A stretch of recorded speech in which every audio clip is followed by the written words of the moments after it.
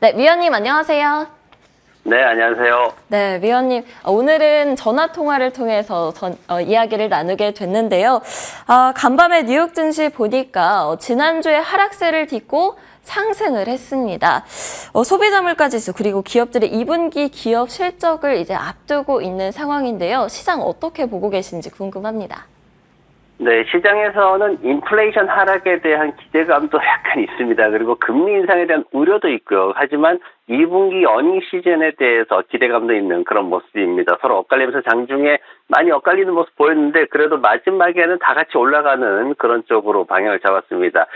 소파이라든가 로쿠라든가 업스타트 같은 중소형 기술주들이 특별히 또 강세를 보이는 모습을 보였고요. 그러면서 러셀 2000 지수가 강하게 올라갔습니다.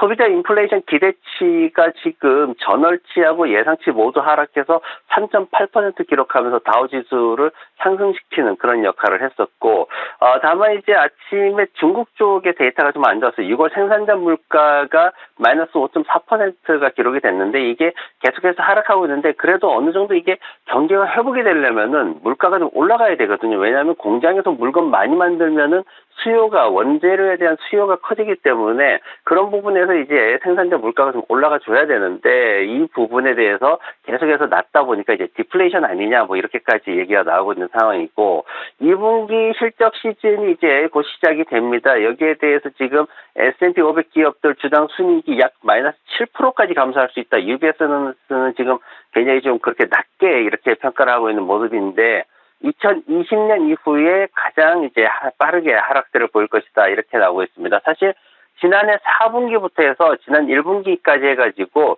추정치가 워낙 낮았기 때문에 주가가 오히려 올라가는 그런 모습들을 보였습니다. 지금 골드만삭스나 UBS 같은 경우에는 뭐 정말 안 좋을 것이다. 그렇지만은 지금 한 1% 정도 미만의 EPS 손실이 있을 것이다. 지금 이 정도로 좀 낮게 지금 보고 있는데, 근데 이제 에버코어 같은 경우에는 조금 다른 시각에서 지금 보고 있어요. 지금 어떤 어감 자체를 시장에서 낮게 보고 있다고는 하지만 그 낮은 것이 결코 낮은 게 아니라 지난번에 이제 4월 달부터 6월 달까지 엔비디아의 인공지능 이런 것들로 급등했기 때문에 시장에서는 기술주들에 대해 가지고 기대치가 좀 높게 형성돼 있다. 그래서 이 부분을 맞추지 못하면 기업들의 주가가 좀 흔들릴 수 있다. 이렇게 지금 전망을 하고 있습니다. 그래서 이번 주 보면은 이제 12일 날 수요일 날 인플레이션 관련해 가지고 데이터 나오는데 한 3% 초반대까지 하락할 것으로 기대를 합니다. 다만 이제 핵심 물가 상승률 요거는 이제 연준에서 중요하게 보는 건데 여전히 5%대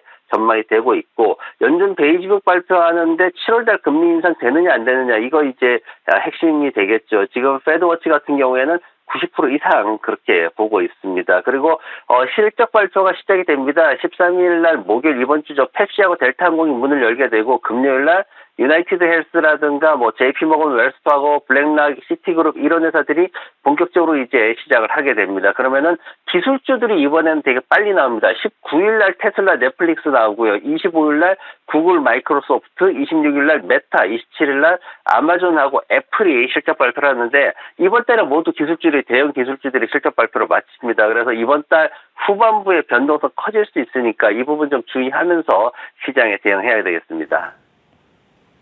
네, 그렇다면 이번에는 좀 더 자세한 종목별 이슈들 위원님과 함께 이야기 나눠보겠습니다. 얼마 전에 상장을 했고요. 또 폭등을 했던 기업입니다. 그런데 아직도 더 올라갈 수 있다고 하는데요. 카바 소식부터 확인해 볼까요?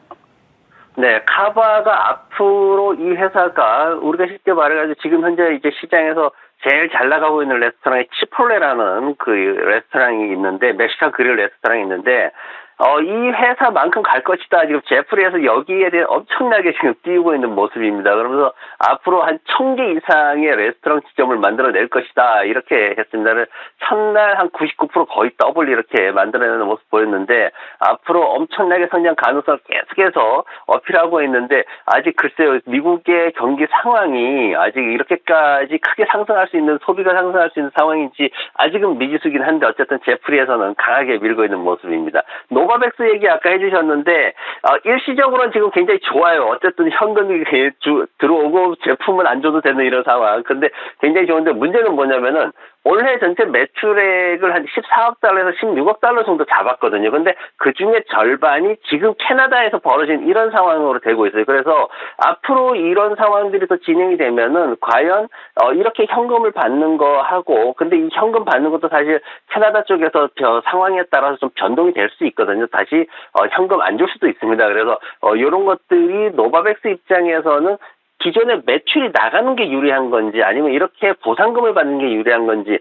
왜냐하면 한쪽에서 계속 재고가 쌓이는 거거든요. 그 재고라는 거는 시간 지나면 전부 이제 버려야 되는 백신이기 때문에 이런 부분들이 어떻게 될지는 좀 더 이제 두고 봐야지 결과가 나올 거다, 이런 얘기들을 좀 하고 있습니다. 그리고 리비안 주가가 사실 많이 좀 잘 오르고 있습니다. 지금 웹부시의 댄 아이버스 같은 경우에도 나와서 지금 중요한 전환점을 만들고 있다 그러면서 한 30달러까지 이렇게 목표가를 만들었는데, 지금 이제 그 리비안, 미국에서 강하게 밀었던 이 리비안의 주가가 완전 바닥을 쳤다가 조금 올라와 있는 상황이죠. 아직 뭐 처음에 시작했을 때 가격하고는 큰 갭이 있는데 앞으로 더 이제 좀 기대감을 갖고는 있지만 실제 인도량이 어떻게 될지 좀 더 두고 봐야 될 것 같습니다. 그리고 니오 같은 경우에는 결국은 반고체 배터리 팩이 납품이 됐어요. 그래서 이번 달에 당장 탑재할 수 있다, 이렇게 지금 CEO가 말하고 있는데, 기존에 이제 우리가 지금 쓰고 있는 리퀴드 상태, 액체 상태의 배터리와 이제 반고체 상태의 배터리가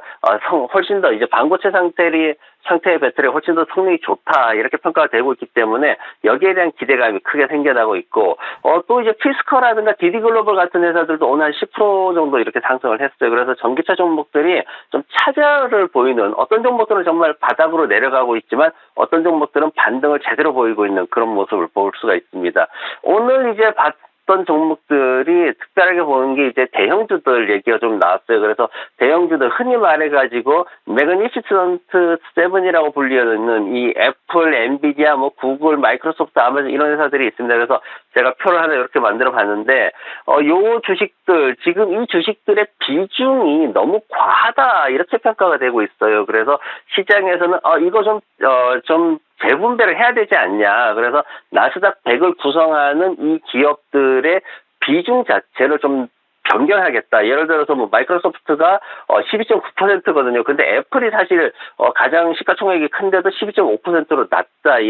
그러기에다 또 구글 같은 경우에는 합쳐놓으면은 지금 한 7.4% 정도인데 이게 적당한가, 뭐 또 이런 얘기도 나오고 있고, 그래서 이런 부분들을 좀 전체적으로 조정을 해야겠다라는 거고, 그러면서 이제 구글 같은 경우에 지금 가장 많이 좀 전반적으로 상대적으로 하락한 3% 이상 하락하는 그런 모습들을 보였습니다. 그래서 앞으로 이게 14일 날 구체적인 게 발표가 되고 24일 날 이게 실질적으로 이제 변경이 되게 되는데, 그러면 그 사이 기간 동안에 ETF라든가 펀드에서 이제 전체적으로 주식을 좀 이동을 시키겠죠. 그러면서 단기 등락이 존재할 수 있다라고 나오기 때문에 이 부분 조금 주의해야 될 것 같습니다.